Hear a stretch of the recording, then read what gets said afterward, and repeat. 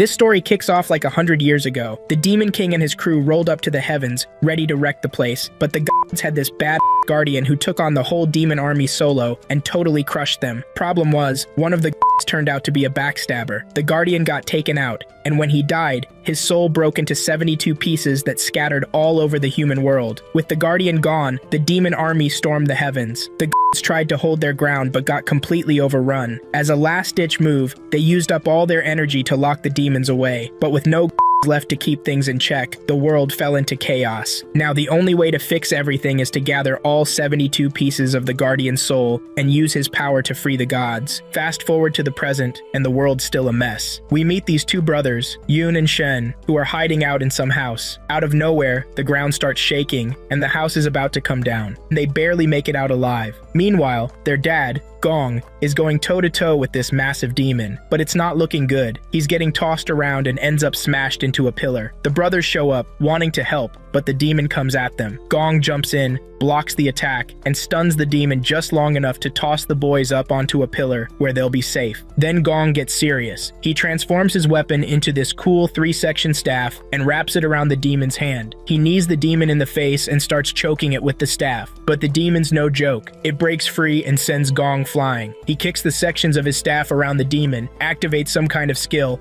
and traps the demon in place. While it's stuck, the fight's far from over. He messes with the nearby pillars, shaping them into a giant hand to grab the demon, but he knows it won't hold for long, so he takes off with his crew. They head to a cave and find a spot covered in vines. Gong uses a skill to open the heavenly gates of the palace, making the vines pull back and revealing 2 swords sitting on pedestals. They grab the swords at the same time, and the pedestals vanish as a golden container pops up in front of them. Gong hands it to Yun and tells him to give it to his brother when he's older. His dad gives him the other sword, explaining that these swords have been passed down by demon hunters. Yun doesn't think he's good enough to use them, but his dad reminds him he's been training since he was a kid and says he believes in him. Suddenly, the ground starts shaking. They realize the demon must have broken free. They make it to a stone bridge in a room full of lava, and Gong explains it's a spirit room used by old demon hunters. Out of nowhere, the demon smashes through the ceiling. Gong gets caught but uses a skill to make parts of the walls crash into the demon, breaking free. Then, he traps the demon in a spherical prison and drops it into the lava, which fills the place with smoke. It seems like they finally won, but then a bell rings. Out of nowhere, a mysterious woman stabs Gong from behind. The boys start crying, but as a last-ditch effort, Gong activates his final skill to send them away. The woman tries to chase after them, breaking through the barrier and scratching Yun's face, but the boys suddenly vanish. They're transported 10 years into the future. Now, Yun is all grown up, and Shen is dressed up as a giant lizard monster. We see a guy walking into a building with a demon hunter. The demon hunter senses a demon nearby, saying he can feel the presence of a 1,000-year-old gecko demon. He tells the guy to wait outside, but the guy freaks out and runs off. The demon hunter summons his weapon, enchants his beads, and throws them around the room, hitting the gecko demon. But then the guy panics and yells at the gecko, asking why it messed everything up. Suddenly, Yun shows up behind him, knocks him out, and when the guy wakes up, he's tied to a pillar. He asks Yun and Shen who they are. Yun threatens him, and the guy admits he's not a real demon hunter. He confesses that he's been working with the demon to scam people out of their money. The plan was simple. The weak demon would haunt a building, and then the guy would pretend to hunt it down. Afterward, they'd split the profits. Shen wonders how people could fall for such an obvious scam. The guy says it's all because of his good looks. People trust him because of his handsome face. Then he takes a jab at Yun, saying his face would never convince anyone he's a demon hunter because he looks more like a bandit. This ticks Yun off, so they leave the guy tied up and dressed in the gecko costume. After that, Shen has his coming-of-age ceremony since he's now 14. Yun performs the ritual, and Shen is surrounded by light and talismans. The light fades, and Yin tells Shen he's officially a demon hunter now. Shen isn't sure if he's ready, but Yin tells him to trust himself and shows him a gold container their dad left for him. Shen opens it and finds a small iron rod. He's confused about what it's for, but Yin remembers their dad saying it was Shen's destiny. Shen cherishes it since it's a gift from his dad and decides to wear it as a necklace. Just then, an old man runs up to them, begging for help to save his town. He says there's a strange mist making people disappear and offers them money. Yin thinks it might be another scam and would rather focus on finishing Shen's coming-of-age ceremony, ready to show show him a good time. But then the old man drops his bag and a golden bell falls out. This reminds Yin of the woman who killed their father, so they decide to check out the town. When they get there, the whole place is covered in mist. While they're walking around, Shen suddenly vanishes. Yin spots a cat demon that starts talking to him. He asks the demon about the bell, but instead of answering, it attacks him. The cat demon uses the mist to disappear and reappear, managing to land a hit on Yin from behind. But Yin spins around, creating a whirlwind that clears the mist and knocks the demon to the ground. The demon begs for mercy, saying she'll do anything if Yin spares her. Yin asks her about the bell, but she claims she just found it and doesn't know where it came from. So Yun tells her to just skip town.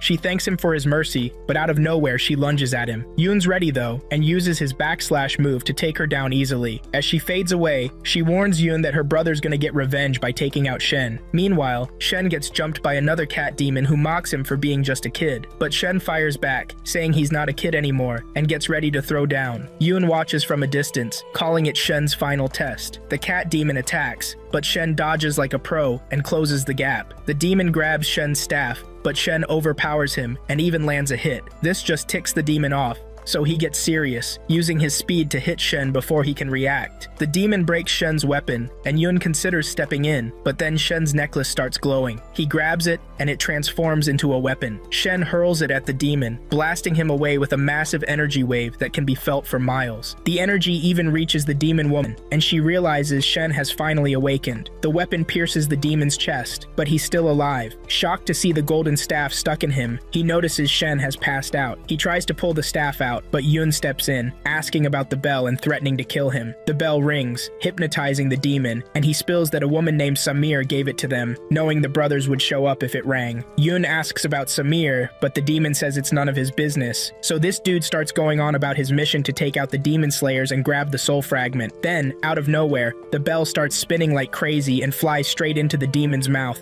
making him blow up. The explosion gets noticed by two people who seem way more advanced, and they head to their teleporter to check out what's going on. Shen wakes up, and Yun tells him he did a solid job. Shen grabs the golden staff, but it shrinks back into its tiny form. Then, these two advanced civilization folks show up and tell them the staff isn't theirs. They scan it and confirm it's what they're after, calling it the Shenzhen staff. The duo walks up to Shen and Yun, but Y is too beat up to fight since he got hurt from the explosion. Shen tries to reason with them, but the girl demands they hand over the staff. Yun steps in to stop them, but gets taken down easily. The girl threatens to kill them if they don't give it up, but they still refuse and even call her a pighead because of her mask. She gets mad, but her partner calms her down, saying they don't mean any harm. The guy uses some high-tech gadget to heal Y's injuries, and Y's totally shocked when he realizes even his internal wounds are gone. Yun asks why they want the staff, and the girl says it's always been theirs. Turns out, the staff was once used by the Guardian, the strongest warrior among the gods. The two introduce themselves as Sorrow and Shu, envoys of the fairy clan. She takes off her mask, and the brothers think she's pretty cute. Sorrow explains that the staff was lost after the Guardian was killed 100 years ago. He says their mission is to find the 72 pieces of his soul to break the seal on the place where the gods are trapped. He mentions that the staff is the key to finding the soul fragments because it can sense traces of the gods. Yun thinks it might help them track down the demon that killed their dad, so he's not ready to give up the staff. He asks how they're so sure it's the real Shenzhen staff, and Sor tells them it gave off energy waves when it was awakened, spreading across the 6 realms. Sorrow warns them that the demons probably felt it too. He explains that the demon king Mora and his army were sealed away with the gods, so the demons are likely planning to free him too. Yun doesn't trust them, but Shu says if they don't free the gods, the world will stay in chaos, and if the demons break the seal first, the world's doomed. Shen decides to trust them and hands over the staff, and Yin backs his brother's choice, thinking it'll keep Shen out of harm's way. As they leave,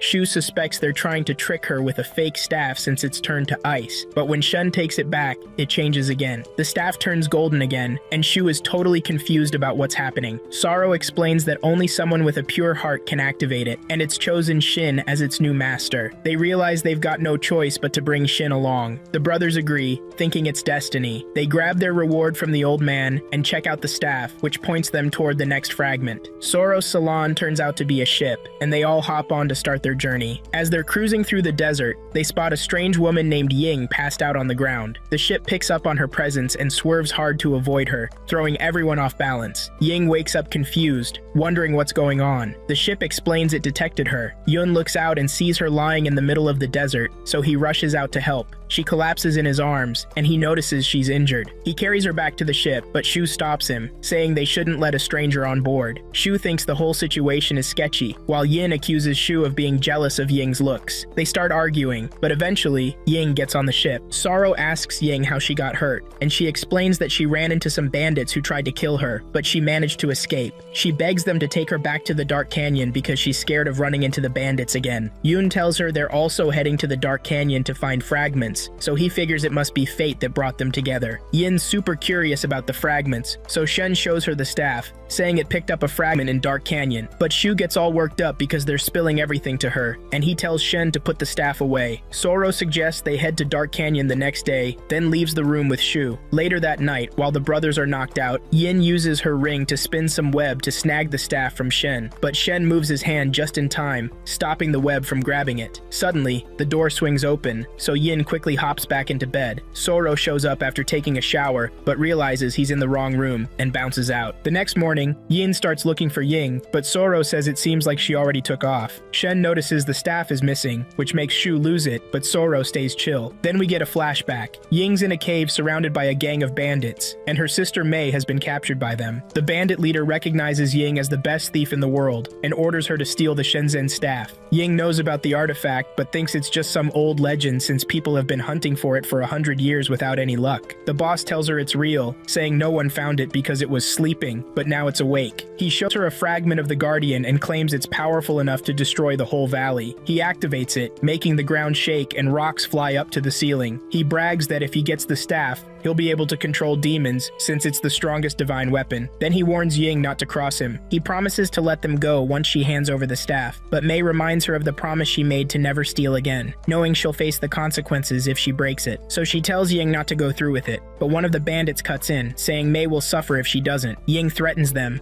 warning them not to hurt her sister, and the boss promises nothing will happen to Mei if Ying pulls it off. Back in the present, Ying heads out to save her sister while scolding the brothers for saving the girl but losing the staff. Sor drives them to a specific spot, knowing they'll find Ying nearby. He tells them they're heading to the spiderweb cave and points out the entrance, explaining that the passage inside is super tricky and easy to get lost in. Sor shows them his gadget, which tracks the staff's signal, and Yin is determined to get it back. Inside the cave, Ying returns to the bandit leader and hands over the staff to save her sister. He gives Mei back to her, and Mei blames herself for the mess since she went to the valley alone, but Ying's just relieved she's okay, and they start to leave. Suddenly, the bandits block their way, and the boss says they're not going anywhere because he's got something fun planned for them. Yin calls in Shameless, who shoots a web from her ring and wraps it around the boss's legs, knocking him down and grabbing the staff. Another bandit charges at her, so she tries to use the staff to scare him, but nothing happens. She uses her ring to blind him. They make a run for it, but the two bandits chase after them. Mei trips and tells Ying to leave her behind as the bandits close in, but Ying refuses. She summons a giant web to trap them, but the boss slices through it and goes after them. He ends up smashing the ground, separating the sisters. Mei tries to kick the skinny bandit, but he easily grabs her leg, while Ying dodges the boss's attack. The boss takes another swing at her, but Ying jumps out of the way and tries to hit him with her web. He counters by summoning a chunk of rock from the ground, which slams into her and knocks her down. Mei rushes over to check on her, but Ying tells her to just run. Meanwhile, the other bandit breaks free and traps them in some kind of barrier. At the same time, Saro says it's going to be tough to pinpoint the staff's location in the cave. Yin suggests splitting up and takes Shen with him. They run through the cave, but Shen thinks they're going the wrong way. Yin explains he's tracking Ying's unique scent. They eventually spot the sisters trapped in the barrier. Mei begs the boss not to hurt Ying, saying she'll do whatever he wants. The boss promises she'll be treated well as long as she behaves. The bandit drops the barrier, and the boss starts walking toward them. Ying suddenly attacks with her ring, scratching the boss's face. He gets pissed and summons sharp rock spikes to attack her, but Mei jumps in the way. She's happy she could protect her sister, but she passes out. Yoon gets furious and charges at the boss with his swords, but the boss blocks his attack. Shen tries to ambush the other bandit with a rock, but the bandit dodges and kicks him away. Out of nowhere, there's an explosion that blows open part of the cave. Shu and Saro show up to join the fight. Shu fires her cannon at Ying, but Ying blocks the blast and deflects it into the ceiling. The brothers try to stop Shu from firing again, telling her she should be aiming at the bandits instead. They notice the bandits are surrounded by a barrier and realize they're using the power of the soul fragment, which they've absorbed into their bodies. She wants to take them out, but Yin steps in and tells the sisters to get out of there. The boss claps his hands and his crew shows up. He orders them to attack, and the bandits charge, but Sorrow whips up a tornado with his magic and blows them all away. The bandit leader tries to take out Shen, but Yin blocks him and tells Shen to run with the sisters. Shu pops out claws from her cannon and shoves the boss back. Sorrow summons a thundercloud,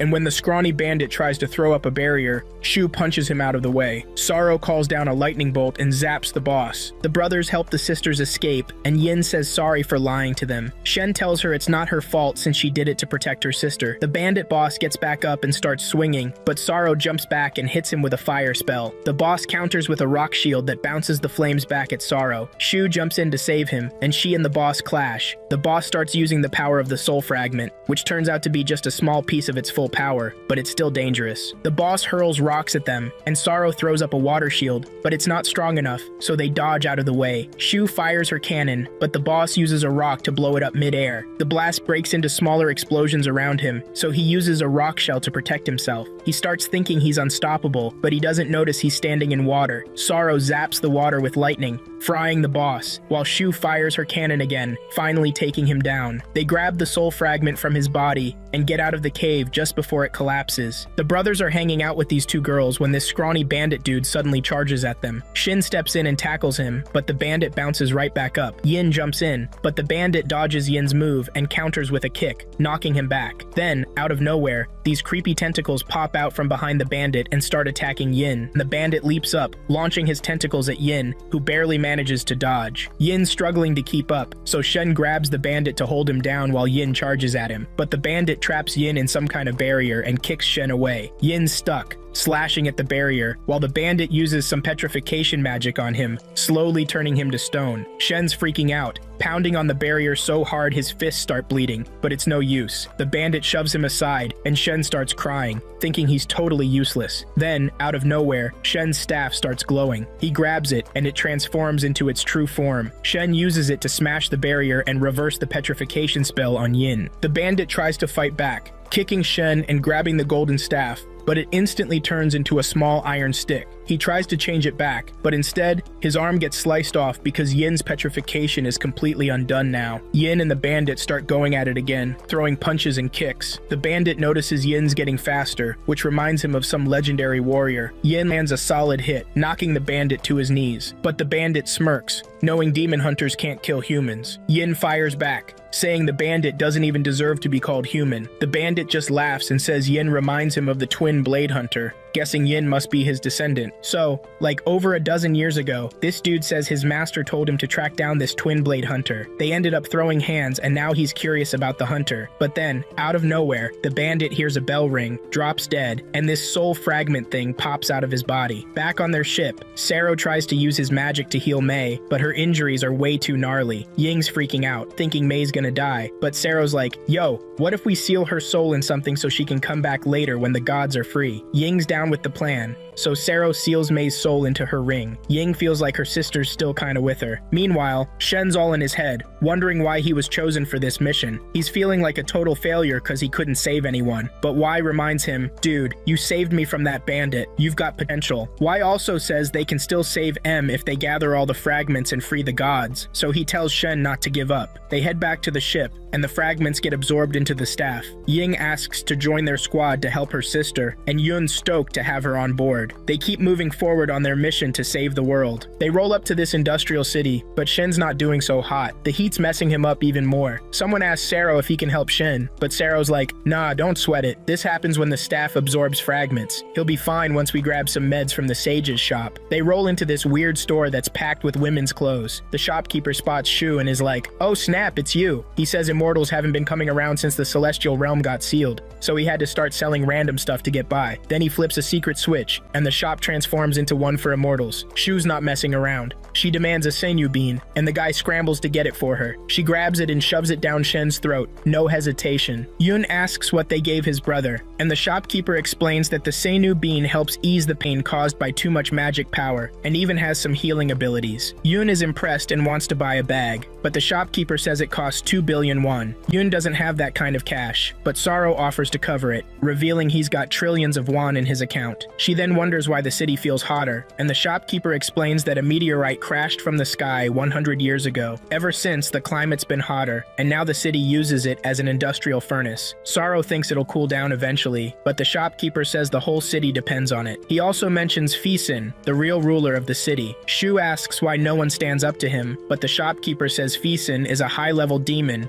who's even dangerous to fairies. Sorrow asks Shin to spin the staff around, so he gives it a try. It lets Sorrow see that the meteorite is reacting to the staff. He figures out there's a fragment of the meteorite connected to it, but the necklace breaks and falls. As Shu is about to leave with Sorrow, Yun offers to go with them. Shu warns him it's not going to be like anything he's dealt with before, but Yun is determined. He leaves Shun with Ying and heads out to join the group. They arrive at their destination, and Sorrow pulls out a map showing that Fisin is on the top floor of the building. While Shu and Sorrow are planning how to get up there, Yun suddenly breaks into the building, yelling for Fisin. This sets off alarms and alerts everyone to their presence. Back at the shop, things are left hanging. Shen gets a vision of the Guardian standing strong against demons, using his staff to wipe them out like it's no big deal. But then the Demon King, Mara, hits him with an energy blast straight to the chest, shattering his soul into pieces that scatter across the human world. Shen realizes they've already got 2 of those soul fragments, which they snagged from the bandits they beat earlier. The bandit spirits start trash-talking him, calling him weak, but then they dangle a tempting offer. If he taps into the Guardian's power,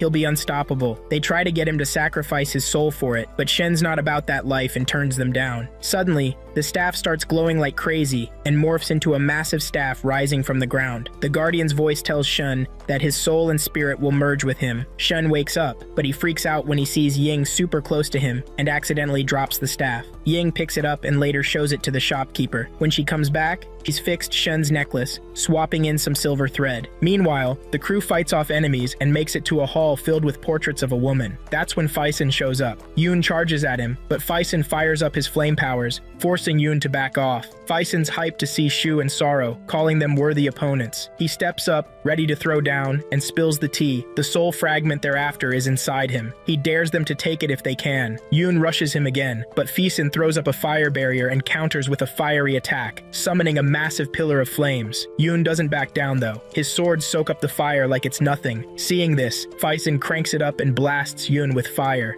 sending him flying, and warns Fisin that the fire inside him could react with the meteorite and cause a disaster in the city. This dude suggests giving up his soul to stop the problem, but Fisin's like, nah, I'll just use mortal blood to fix it. Sorrow realizes Fisin's about to pull some shady, forbidden move, and asks where he's planning to send the meteorite. Fisin spills the beans. He's aiming to smash the immortal palace to bits. Shu's not having it, so she whips out her cannon and fires at him. Fisin blocks it with a shield and strikes back with his fire whip, wrapping it around her cannon and making it overheat. Saru tries to cool it down with water, but it's no use, so Shu has to ditch it. Fisin then hurls a fireball at Shu, but Y steps in to protect her and tells her to head back to the shopkeeper. Shu and Sorrow retreat as lava starts spewing out of the industrial furnace, throwing everyone into chaos. Fisin rains fire down on Yun, who throws his sword at him and teleports behind him to land a hit, but surprise, it's just an illusion. Fisin grabs Yun's leg with his whip and slams him into the ground. Just as Fisin's about to finish him off, Sorrow comes back and throws up an ice wall, giving them a chance to escape. Fisin notices blood on the ground and uses it to kick off some kind of ritual. He launches the meteorite into the sky, and it's clear the thing's structure has changed over the last century. Sorrow figures it'll probably shatter before it hits the immortal palace, but the pieces will rain down on the city. Right then,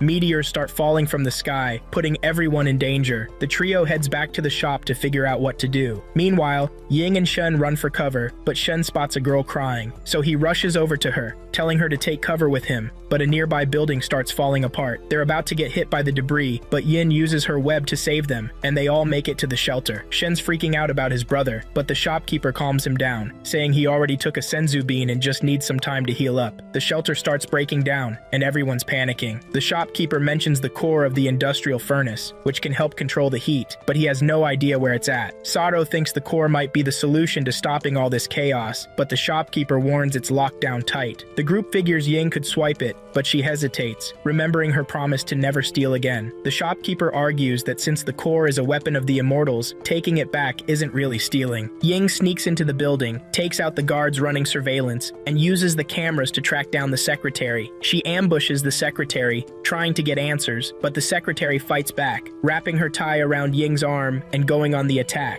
Ying uses her web to pin her down and keeps pressing her for info about the core. Meanwhile, the shelter is falling apart even more. Faisen is throwing fireballs, yelling at the fairies to come out. Shu pulls out her cannon, thinking they just need to hold out until Ying gets back, and Saro backs her up on the plan. Back in the building, Ying's interrogation works, and she heads for the core, but she accidentally sets off an alarm. A massive robot shows up, blocking her way. The destruction spreads across the city as Faisen strolls through the chaos. In a flashback, we see a red-haired girl trying to stop a thief, but the guy suddenly pulls out a knife. Then this dude shows up, takes the thief down, and checks on the girl. They hit it off, start dating, and eventually get married. But one day, a war breaks out in the higher realms, and fire rains down on the city. He sees this massive meteor falling from the sky, and it crashes into the building where his wife is. Back in the present, Shu and Saro confront him, and a fight breaks out. He blames the immortals for everything that happened to him. He throws a fire blast, and Saru tries to block it with an ice barrier, but it shatters. Suddenly, the golden staff drops in front of them, shielding them, and Shen jumps into the fight. Shen begs Faisen to stop, saying everyone's already suffering and the city will end up in ruins, just like it did 100 years ago. Faisen starts crying as he remembers finding his wife's body buried under the rubble. That's when he discovered the soul fragment, which gave him his powers. Faisen reveals he wants revenge on the immortals for the destruction 100 years ago. Saro explains that during the war, the Demon King tried to destroy the immortal palace with a meteor, but the immortals created a protective field to change its path, which made it crash into the lower realm instead. Faisen accuses the immortals of not caring about human lives and throws a fireball at Shu, but Shen blocks it with his barrier. Shen tells Faisen that if he destroys the city, he's no better than the immortals. He says the past can't be changed, but this just makes Faisen lose it. He transforms into a wolf-like monster and punches Shen, sending him flying. Meanwhile, Yin defeats the robot and heads to the core. She tries to grab it with her web, but it freezes and doesn't work. Faisen is about to breathe fire, but he senses some kind of energy and realizes they're after the core. He gets furious and throws a fireball, causing a huge explosion, then heads straight for the core. Shen throws up his barrier to protect everyone, and they start thinking about stopping Faisen, but Shu's in no shape to go after him, so Shen steps up and volunteers. Saro tells Shen to save Ying and uses a teleportation spell to send him off. Meanwhile, the wall around the core breaks, and Ying hides as some weird dude shows up. The guy grabs the core, and it starts freezing his hand, but his armor stops it. Right then, Faisen shows up and tells him to drop it. They start brawling, grappling like crazy, but neither one's backing down. The guy says the core is a gift for his sister, and then transforms into a huge beast, overpowering Faisen. He drives his claw through Faisen's chest, taking him down, and a soul fragment pops out of Faisen's body. The guy grabs the fragment, puts it in a box with the core, and notices a meteor heading for the city. He's curious to see how strong it is, but Shen knocks the box out of his hand with his staff. The guy grabs the staff but realizes it's draining his life force, so he yanks it back and charges at Shen with an axe. Right in the nick of time, Ying saves Shen. The staff keeps sucking the guy's life force, so he cuts off his own arm and bails, using some weird stone to teleport away. The giant meteor's about to smash the city, but Faisen tells Shen he can stop it by breaking the core. Shen takes his staff and smashes the core, covering the city in ice, which freezes the meteor and makes it shatter. Faisen breaks down, realizing he failed his wife, but then her soul appears, telling him he protected the city. She hugs him as he passes away. The group moves on with their journey, heading toward a river that can heal H's wounds. So they roll up to this sketchy deserted desert town, and out of nowhere, their power goes out. Saro heads off to check what's up, but the brothers are starting to think she's been acting kinda weird. She spills that the town used to be a trading hub for the locals, and that her army used to be stationed in the mines nearby. But then, she clams up,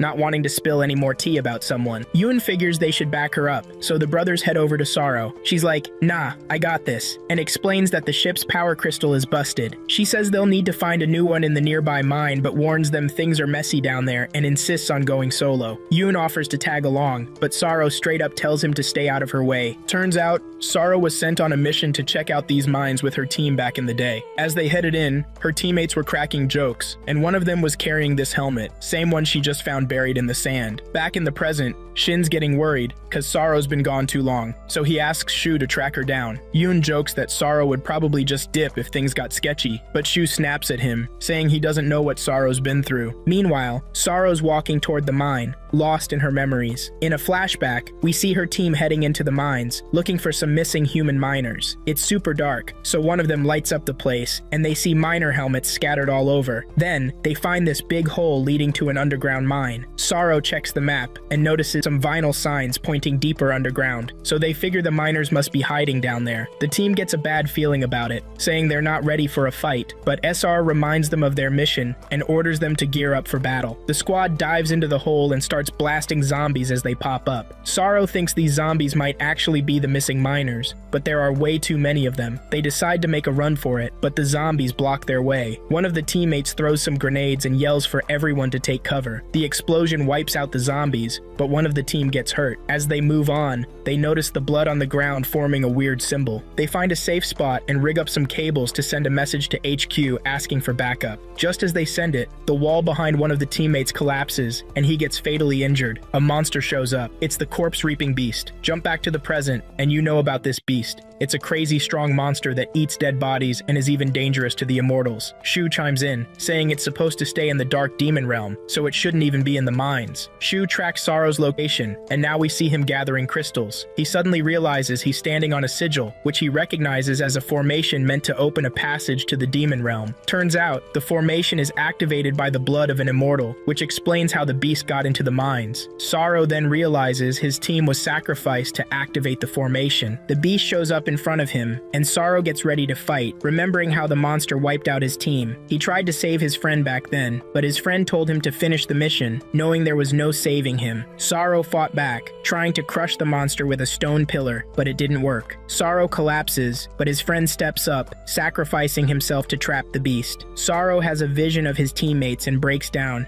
apologizing for not being able to protect them, but they tell him not to give up, saying it's not his time to join them yet. They urge him to uncover the truth behind the formation. Sero wakes up when Shen calls out to him and sees the others fighting this huge monster. Shu fires her cannon at it, but it doesn't do anything. Sero tells Shen to protect everyone with his barrier while he traps the monster in some kind of formation. Shen starts wondering if Sero's about to sacrifice himself, but Sero says he's tired of losing friends. The others keep attacking the monster, but it just tosses them around like nothing. Sero steps up to face the monster, ready to give his life, but Shen stops him. Instead, Shen uses his staff to blow a hole in the ceiling. Sunlight pours in, hitting the monster, and it crumbles fast. Everyone makes it out alive. Sero takes a moment to honor his fallen friends and promises to figure out the truth behind the sigil. He decides to stick with the group as they keep searching for the soul fragments. They eventually reach the healing river, and Sero explains that people also come here to pray for their wishes to come true. Ying wonders why the place is so empty, and Shu says it's because of what happened in the mine. Apparently, the fairies bailed on the area, thinking demons were around, and now the place has a bad rep. People are too scared to come here because they think they might die before even reaching the river. Shen and Yin take a dip in the river, and Shen notices that Yin's wounds are healing. While they're there, they spot this mysterious guy named Mugan staring up at the sky. Yin tries to talk to him, but Mugan just ignores him. Yin gets closer, and Shen hands him his gear, asking about the guy. Yun thinks Mugan isn't just some regular guy, and Shen feels like something's off, so he suggests they head back. Yun's cool with that, but Mugan spots their swords and stops them. Mugan starts remembering this epic duel he had with the top demon hunter, Chen, who also used twin swords. At first, Chen fights with just one sword, but he gets pushed back and decides to get serious, pulling out his second sword. Their blades clash, and it's like they're evenly matched. Then Mugan busts out his ultimate move. Meanwhile, Chen spins his swords together, turning them into a double-bladed staff. They go all out, charging at each other, but Shen ends up winning, leaving Mugan with a scar on his face. Mugan later tells Yin about what happened, but Yin doesn't buy it. He says the swords were passed down to him by his dad, so Mugan's story doesn't add up. But Mugan's convinced those swords belong to Chen, and says Yin doesn't deserve to use them because he's not the strongest demon hunter. Yun jumps in, saying he's going to become the strongest and needs to take down Mugan to claim that title. They're about to throw down, but Shen steps in, telling Mugan they don't know the full story about Chen. Right then, Shu shows up,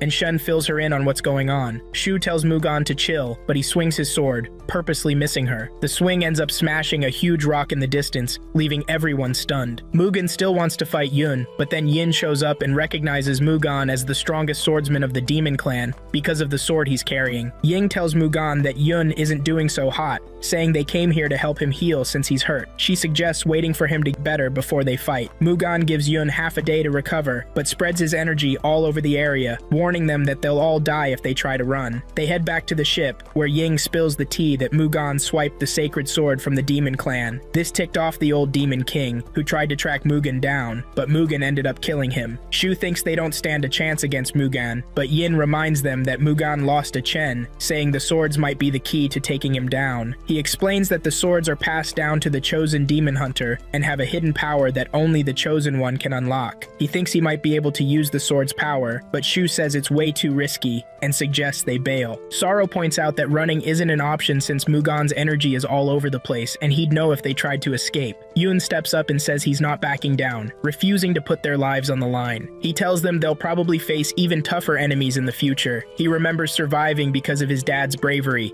saying his dad never ran from demons. Yun promises to protect Shen, but Shen says he doesn't need protecting. Later, Ying is bathing in the river, and Yun joins her, knowing he's always had a soft spot for her. She notices the scars on his body, seeing them as proof that he's been protecting Shen. She tells Yun that Shen is scared of losing him, and admits she's still not over losing her sister. She doesn't want Shen to go through the same pain she's feeling, so she tells him not to die. The next day, Y is back to full health, and Sorrow uses his magic to boost his speed. He's also rocking some spider silk armor made by Ying, and it's super tough. Yin warns Shen that his opponent is stronger than him, and that he might not make it, but Shen says he can't back down. Demon hunters need guts to take down evil. Yun believes they've got to risk it all, even if the enemy is stronger, saying they can beat anyone if they turn fear into courage. In a flashback, we see a young Y staring at the twin swords. He's about to touch them, but Gong stops him, telling him not to mess around. Gong explains that only the chosen demon slayer can use the swords, and even he's not worthy. Yun wants to be the chosen one, but Gong calls him cocky and says he's got a long way to go. Back in the present,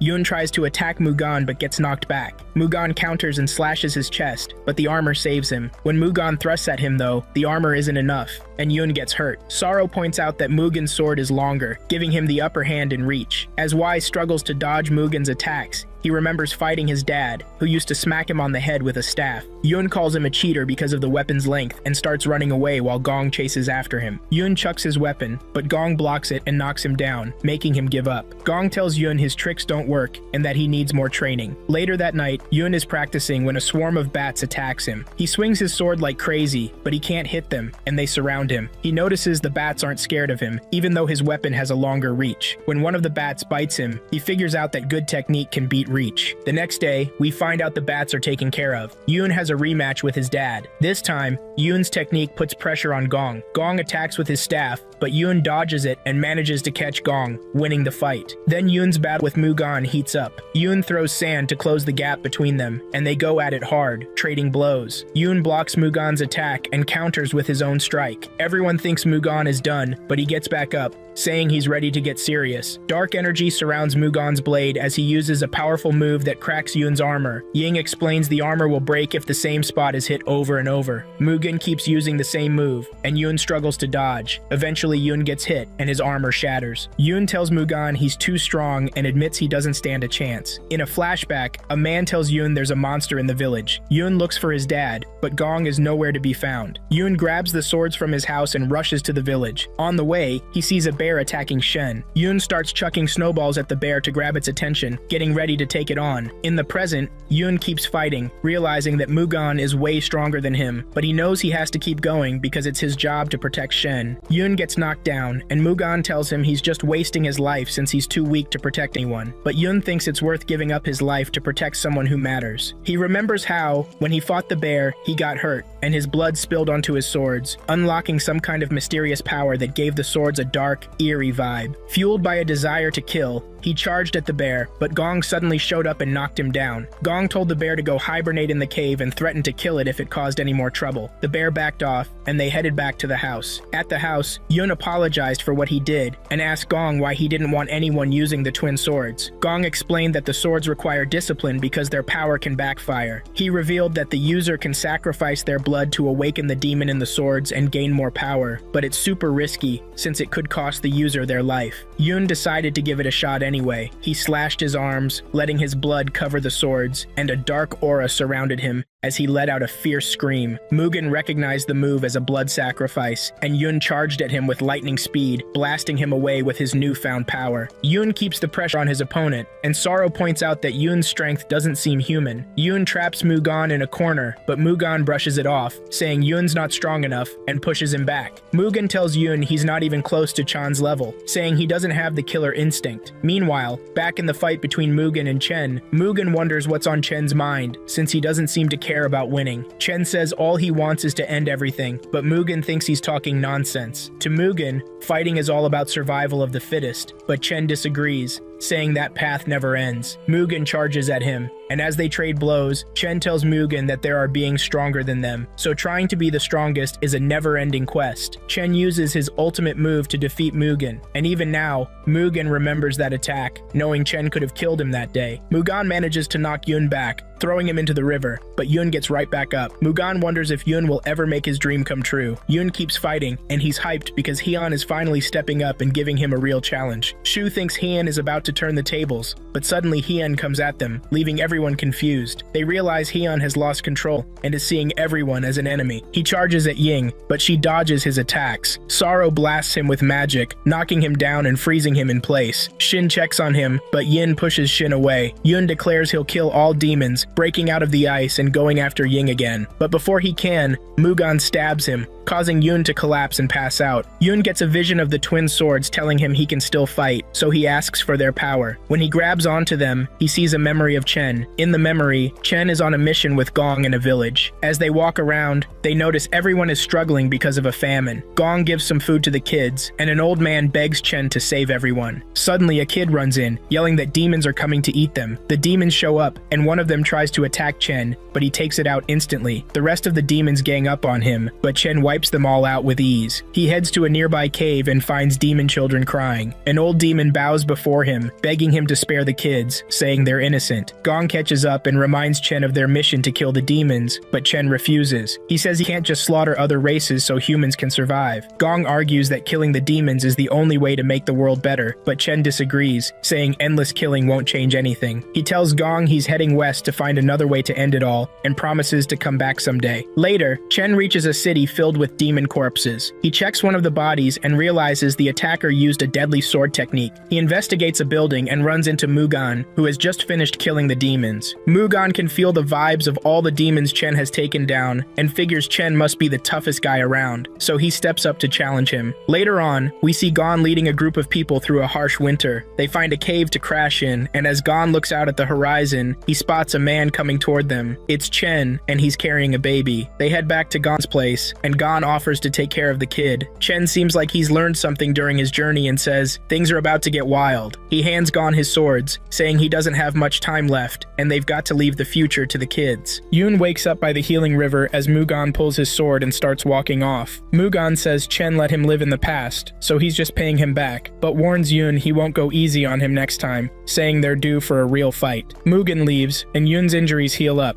Shen is relieved Yun's okay. Yun then tells Shen about a dream he had, thinking it might be a memory left behind in the twin swords. Shen wonders if his staff has some connection to Chen too, but Yun says they'll need to find the soul fragments to figure it out. They head back to their ship, but feel stuck since they need to collect the soul fragments and also uncover the secrets of the twin swords. Sorrow tells them about Xion, the most knowledgeable place in the world, and mentions it's the only city where regular humans live in this realm. Its civilization is super advanced, and the brothers get hyped to check it it out. They head to Shaon City, where we meet the young master Chenu. A Persian princess is introduced to him as a potential bride. His butler Fu says she's a great dancer, and she shows off her moves right there, but Chenu doesn't seem impressed. So Fu tells her to bounce. Fu's wondering why he's not into any of the princesses he's been shown. He's already turned down 999 of them, but he's sure Chenu will dig the last one. He calls out to this evil enchantress, and this super charming woman shows up. She totally catches Chu's eye, but then she takes off her mask, and bam, her face is straight up hideous. Chu's immediately grossed out and bolts in horror. Outside, Chenu's trying to shake off the whole traumatic scene, thinking Fu's got awful taste in women. Then he spills the tea. He's already in love. Turns out, he's into Shu. We find out Shu promised to marry him when she gets back. Fu's like, cool, I'll get the wedding ready as soon as she shows up. Meanwhile, Shu's acting all weird, and Saro's wondering if it's because she doesn't want to head to Shaon City. Shu says the city's governor might not have the answers they're after, but Saro thinks the emperor could help. Right then, Shen chimes in, saying the staff is reacting to a soul fragment, and it's pointing them toward the city. When they roll up to the city gates, they're blown away by how gorgeous the place is. A guard stops them, and a drone scans them one by one. The drone gives them the green light, and they're allowed in. Suddenly, there's this big announcement. Young Master Chenu's throwing a huge wedding in 3 days, and everyone's invited. Shu's shocked to hear Chenu's getting hitched, and she seems kinda upset. As they wander around the city, a fruit vendor tells them her stuff's free to celebrate the wedding. Shu starts grilling her for all the wedding deets, wanting to know everything, while Yin's like, why do you even care so much? Just then, a group of soldiers shows up, welcoming them as VIPs and saying the young master's waiting for them at the palace. They're all surprised by the royal treatment. When they get to the palace, they're treated to an amazing feast. As Chenu welcomes them to the city, Ying congratulates him on his engagement, saying it was such a surprise that they didn't have time to get him a gift. But Chenu says they've already given him the best gift ever, and they realize Shu is actually the bride. We find out that Fu has already set up everything for the wedding. When they confirm Shu returned to the city, Chenu explains he added her info to the security system, which automatically kicked off the wedding festival as soon as she came back. He reminds her about the promise she made to him. In a flashback, we see a young Shu protecting Chenu from some bullies. The bullies were picking on him because he's from the lower realm and even threatened to beat him up, but Shu took them all down. Chenu thanks Shu for saving him, tells her she's awesome, and says he wants her to come to Shaon City when she's older because he wants her to be his bride. Shu asks what a bride is, and Chenu explains that the bride gets to spend all his pocket money, so she promises to be his bride. Back in the present, Chenu says he's been waiting for her to come back and is happy they can finally have the wedding. But Shu tells him she didn't even know what a bride was back then because she was too young. She admits she actually told the bullies to pick on him, threatening to beat them up if they didn't, just so he'd owe her and buy her food. Chenu brushes it off and says none of that matters because she made a promise, and she's back now. Yoon tells Chenu that Shu only came back because of the wedding, which annoys Shu. Chenu notices she doesn't really want to get married, but Yoon thinks they can use the wedding as a way to meet the emperor, so everyone decides to go along with it. Saro gives Shu a signal, reminding her of their mission to find the soul fragments. Shu knows she's got to deal with Chenu to finish the mission, so she decides to play along until the wedding day. She heads to her room while everyone else is outside, trying to figure out their next move. They're all worried about Shu. Ying wonders if she's really going to stay in the city and go through with the wedding, but everyone thinks there's no way that's happening. Meanwhile, the staff reacts to a soul fragment, and Saro tracks its location, giving them a clue to follow. Later that night, Shu is in her room, thinking about the promise she made. She doesn't want to go through with the wedding, so she plans to bail as soon as the mission's done. But then we find out Chenu is actually the one holding the soul fragment, and he's dead set on never letting Shu leave again. Elsewhere, Wai and Ying are having drinks when a woman catches their eye. She bumps into a guy and realizes her necklace is missing, so she starts asking for help. Yoon tries to play it cool and stop the thief, but the guy slips past him and gets away. The woman shows up with the guards and accuses Yoon of being the thief because he's wearing her necklace. The guards arrest him, and Ying tries to explain it's all a setup, but they're not buying it. Ying tells them they're guests of Chenu, so the guards check their records, but it turns out Yoon and Ying are listed as illegal immigrants. They take off running. Meanwhile, Shen and Saro are still hunting for the soul fragment but can't find it. The staff points toward the city gate, and Shen figures the fragment must not be in the city anymore, so they head outside, but when they get to the forest, their gear stops working. They decide to turn back, but as they reach the entrance, they hear an announcement saying the gates are shut until the wedding ceremony, and no one's allowed into the city. While Saro's trying to figure out why the city's on lockdown, they run into an old man who says he was out gathering herbs for his sick daughter. Shen asks the guards to let the old man in, but they just shrug and say they're following orders from Shenu, so no one's getting in. Saro wonders if this has happened before, but the old man says it's a first. Shen tries using a grappling hook to get over the wall, but the barrier blocks it. Saro uses his magic to boost Shen up,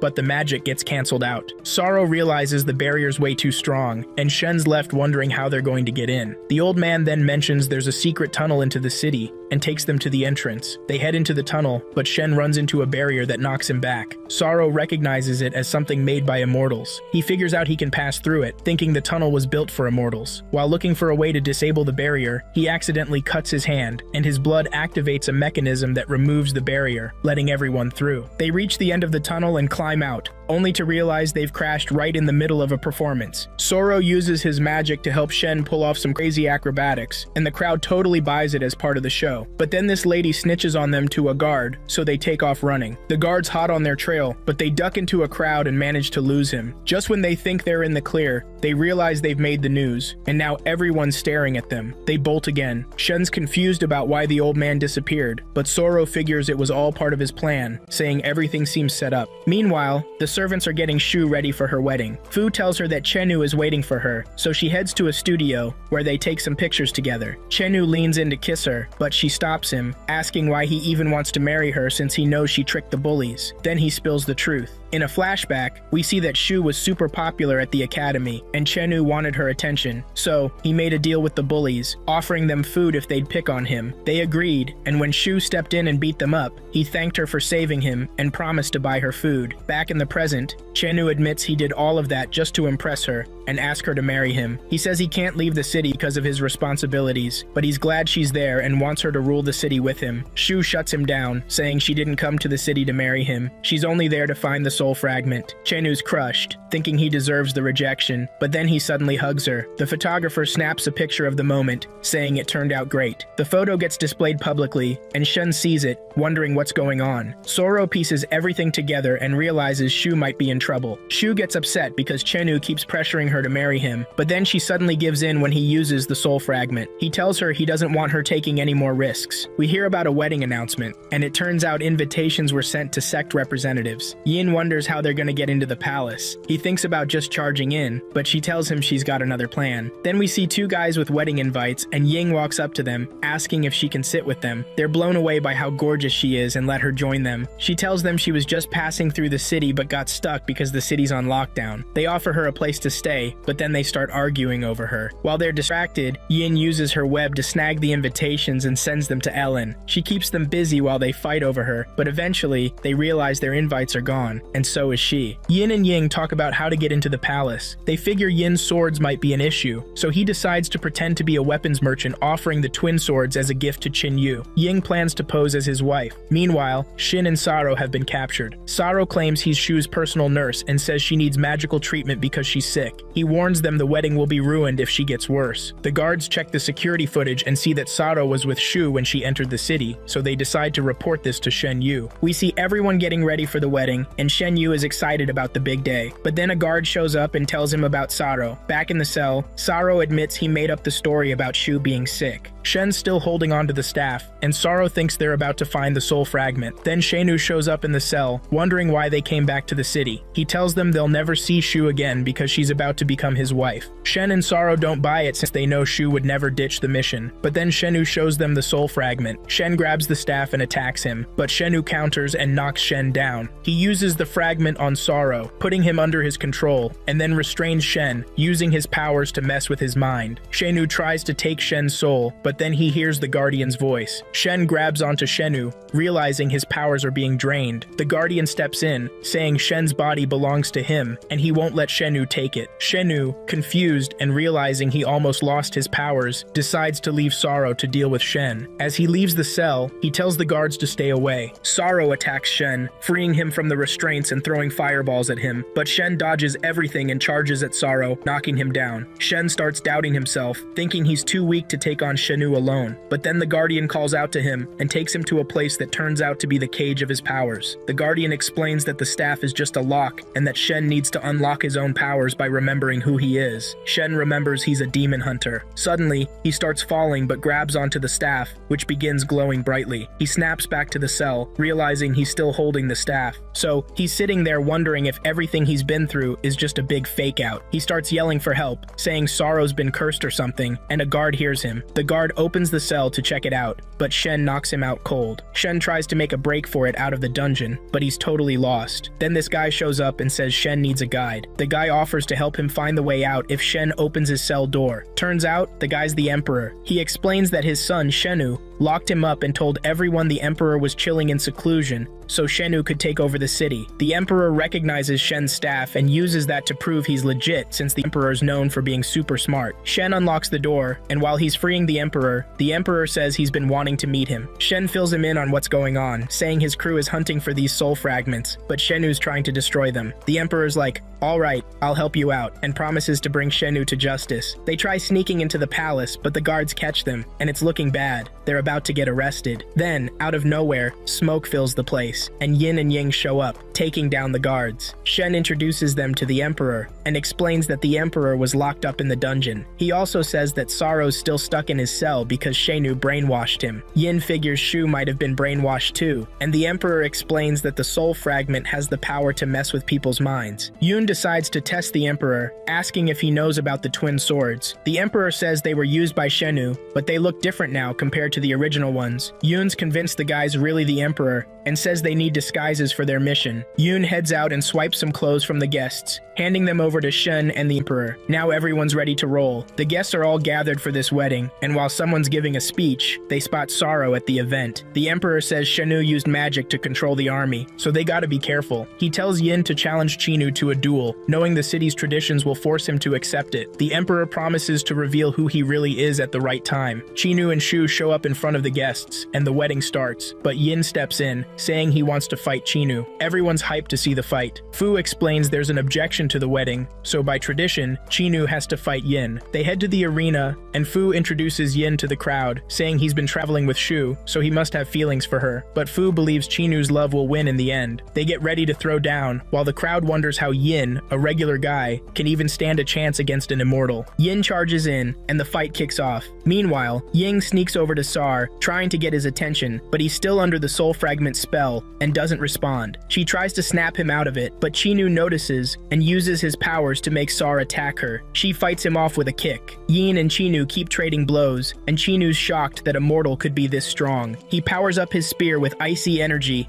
and lands a hit on Yin. At the same time, Shen rushes to Shu, trying to wake her up, but the Emperor knows it's useless since she's still under Chinu's spell. Yin's wound starts to freeze, and the Emperor explains that immortal weapons are magical, and Chinu's spear can freeze someone's blood. Shen figures it's time for the Emperor to reveal who he is, but the Emperor says it's not the right moment yet and tells Shen to trust his brother. Chinu thinks Yin's twin swords are no match for his spear, but Yin fires back, saying he's fought tougher opponents before. The fight rages on as Chinu argues that Shu should stay in the city because their mission to collect the soul fragments is doomed to fail. Yin gets kicked away, and Chenu tells him there's no way a human can beat an immortal, but Yin fires back, saying humans can push past their limits. Then, he goes all out, unleashing his real power. He charges at Chenu, and the two start trading punches. Yin lands a solid hit, and Chenu decides to stop messing around, warning Yin he'll die if he can't keep up. They give it everything they've got, wrecking the area around them as they fight. At one point, they clash in midair, creating a massive shockwave that shakes up everyone nearby. The Emperor decides it's time to come clean about who he really is. Shen steps in, telling everyone not to trust Chenu because he locked the Emperor in a dungeon to take over the city. The Emperor reveals himself, and Chenu is totally caught off guard. The Emperor calls Chenu out, saying he brainwashed Shu and Sorrow. Then, he orders the guards to arrest Chenu, calling him a traitor. The guards close in, but Chenu claims the Emperor is possessed by a demon. Fu tries to back him up, but the Emperor tells the soldiers not to believe them, saying they're in on it together. Realizing he's out of options, Chenu pulls off a big move, blasting the guards away and freezing the area with ice. But Yin powers through the attack, leaving Shenyu stunned, wondering how Yin is even standing. Yin attacks again, but Chenyu tells him they're not fighting for Shu anymore. Now, it's about saving the city. Yin doesn't buy it until they see a dark energy leaving the Emperor's body. Then, a mysterious woman named Suzu shows up, revealing she'd been hiding inside the Emperor all along. Turns out, he'd been struggling to keep her under control. He told his son to lock him up in the dungeon and handed over the city to Chenyu, who sealed him in there and told the servants to use magic to keep it shut. Shenu's dead set on stopping Suzu, but Yin's pissed because she's the one who killed his dad. She remembers him saying he's grown up, and she taunts him, saying Gong was a piece of cake to take out. Yin charges at her, ready to finish her off, but she uses strings to control Shen's body and makes him attack Yin. Yin yells at her to let Shen go, and Shenu jumps in to help, but she tells him he's got another fight on his hands. An old man shows up and turns into a demon, the same one Gong beat before. It attacks Yin and Shenu, sending them flying. They realize they're up against a common enemy, so they team up. The fight's tough, and Chinu notices his weapon isn't doing much damage, so he attaches a soul fragment to his spear, slams it into the ground, and summons ice to trap the demon. He manages to hurt it, but the demon breaks free and goes after Shu. Chinu steps in to protect her, stabbing the demon with his spear, but he gets seriously hurt in the process. Yun shows up and hits the demon with a combo attack, finally taking it down. Chinu tells Shu he feels bad for making her stay and thinks he deserves to die. She tells him she always valued the promise she made to him, but she didn't want to marry him right away, since they'd been apart for so long. Chinu knows he doesn't have much time left, so he shows her the soul fragment and tells her to use it to protect herself. Then he takes his last breath. Suzu doesn't use her weapon, and when she tries to pull it in, the other girl gets pissed and fires her cannon at Suzu, but turns out, Shen's barrier protects her. Shu's all fired up to get revenge for Shinyu, but out of nowhere, she collapses. Suzu tells Yun his crew's out of the game and he's got no shot going solo, but Yin's like, nah, this is actually perfect. I don't gotta worry about hurting my friends now. So he pulls off this blood sacrifice move, goes full-on berserk mode, and starts going toe-to-toe with the demon. He's holding his own, but you can tell he's about to lose it. He's fighting hard to stay in control, but Suzu notices he's slipping, so she tries to mess with his head. Yin starts hallucinating, flashing back to when his dad got killed. He sees Suzu killing Ji, and it totally wrecks him. But then, he remembers his dad telling him about unlocking the power of the twin swords and becoming the ultimate demon hunter. Next thing you know,